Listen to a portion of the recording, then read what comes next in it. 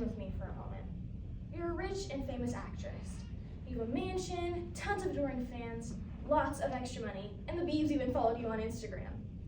However, you have no real friends. You haven't spoken to your family in years, and you have no one to talk to. Depression and anxiety start to set in, and you worry that no one will love you for who you truly are. One day, you hear about a self-help organization called NXIVM. You agree to pay $2,000 for a single day at a workshop run by this organization. You go, spend 12 hours listening and talking, and by the end of the day, you feel like a heavy weight has been lifted off your shoulders. You begin taking weekly classes and eventually start working there. A few months later, a woman comes up to you and invites you to join a secret group.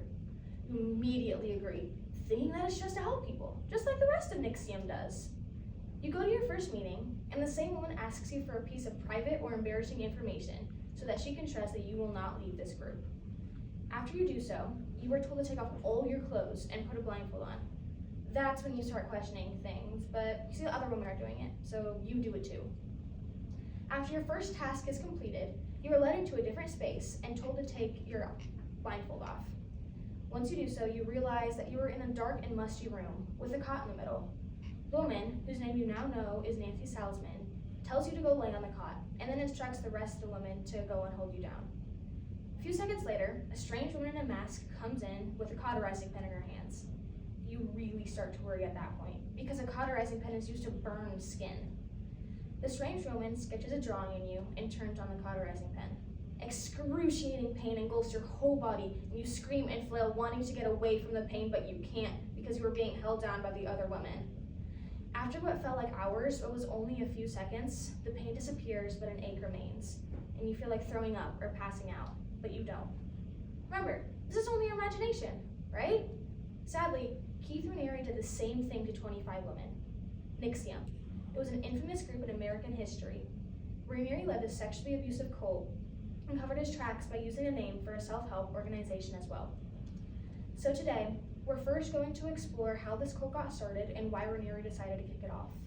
Next, we're going to jump into what this cult specifically did to women, and finally, dive into what intrigues thousands of people to join. We're going to start by taking the lid off Raniere's life and exploring what he did that influenced his creation of NXIVM. Keith Raniere was born on August 26, 1960, in Brooklyn, New York, to James and Vera Raniere. At age 5, his family moved to Suffern, New York, and at age 8, his parents separated. After graduating in 1978, he credited Isaac Asimov's mind control book, The Second Foundation, and to inspiring his work in NXIVM. During a conversation, James Raniere, former partner Barbara Bucci, recalled they, his teachers, told him how gifted and intelligent he was, and overnight, it was like he became Jesus Christ, better and superior than everybody, like a deity. Vera Raniere also reported hearing multiple young girls calling the house and Raniere telling them all the same thing. I love you. You're important. You're special. You're the only one in my life. And I love you. But this was only the beginning of Raniere's secretive life with young women. In 1990, Raniere founded a multi-level marketing company called Consumers Bioline Corporation, also known as CBI, where he met Tony Natalie, the top seller for the organization, along with her husband. Natalie and her family moved to New York to be closer to Raniere, and soon after, her marriage ended. Almost immediately afterward, Raniere and Natalie started dating and were in a relationship for 8 years. You think Natalie would be devastated that she just got divorced with her husband, but no, she dove right into a relationship with a cult leader. Anyway, in 1993, the CBI began to decline, and regulators in 20 states launched investigations, and New York State filed a lawsuit claiming that the CBI was a pyramid scheme. Did this affect Raniere? Nope, he went right on and started a new business called the National Health Network, which sold vitamins. However, that business failed 3 years later. Finally, Raniere agreed to pay the $40,000 fine he owed New York State in 1996. This consent not only told him to pay the fine, but also restricted him from promoting, offering, or granting participation in a chain distribution scheme, which is basically saying he can't ask suppliers to help him sell products to the end buyer. In 1998, Natalie met Nancy Salzman, a nurse and a hypnotist. She introduced Salzman to Raniere, and together they formed NXIVM. They immediately started recruiting rich families, such as the Bronfmans and the Dalai Lama. These are the type of people who joined NXIVM. They were rich and most of the time women. Raniere specifically created the workshops so that they were intriguing to women and not men. Thousands of people participated in these workshops, but only 25 ladies were chosen to go behind the scenes into the real reason why NXIVM was created. But what exactly did Raniere do to these women that made NXIVM such an infamous group? Next, we're going to pull back the curtain and find out what NXIVM did to these women that hurt them so badly. Raniere was charged with 7 crimes, with multiple acts under said crimes, including racketeering, forced labor conspiracy, and sex trafficking. These victims of these crimes were traumatized by these acts and regretted ever joining NXIVM in the first place. According to the Daily Star, Allison Mack said, "I devoted my loyalty, my resources, and ultimately my life to him. This was the biggest mistake and regret of my life."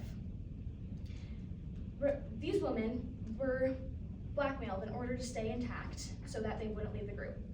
Salzman and Raniere both asked all the 25 women for a piece of personal and embarrassing information so that they couldn't leave this cult without getting harmed in the process. This blackmail led these women down a path they never would have thought they would have gone down. They were branded with Raniere's initials, they were forced to have sex with him, and if ever disobedient, punished. Daniela, last name unknown, was put into a room for nearly 2 years with virtually no contact because Raniere found out that she was in love with another man. The blackmailing wasn't the only thing these women were sufferers though. They were also hypnotized. Salzman hypnotized these women to commit crimes that Raniere was not willing to do on his own, such as wire fraud and the obstruction of justice. But these women did these crimes without knowing what they were actually doing. But not only were they used to do crimes and have sex with Raniere, but they're also slaves. They were expected to have complete tasks for their masters, and if they failed to complete said tasks, they were punished. Also, multiple murders and disappearances of young women in this circle are connected to Raniere, but it is still unknown whether or not he actually did it. But why did so many women join if this was such a bad group? This leads to my final point. The door is finally going to be open to answer the most commonly questioned asked about this group. If Raniere did so many bad things, why did so many people join? Basically, it was a self-help organization. Actors, actresses, and so many others participated in this in workshops to help them with confidence and anxiety and depression and everything else that affected their daily lives. Thousands of people said it has benefited them, even though it was just an act to cover up what Raniere was doing. And at its highest point, 18,000 people participated in these workshops. As humans, we all are intrigued to follow a crowd. And when we see a crowd of 18,000 people, we all want to go see what the commotion's all about. Sadly enough though, even with everyone participating, no one thought to look behind the scenes onto what Raniere was actually doing to women. Raniere built up a cult in plain sight and used it as the name for a self-help organization and used it as a mask for what he was actually doing. We've got to keep in mind that this is only one of the many cults that hurt others because of a leader's desires. And we got to make sure to look both ways before crossing into dangerous territory. Thank you.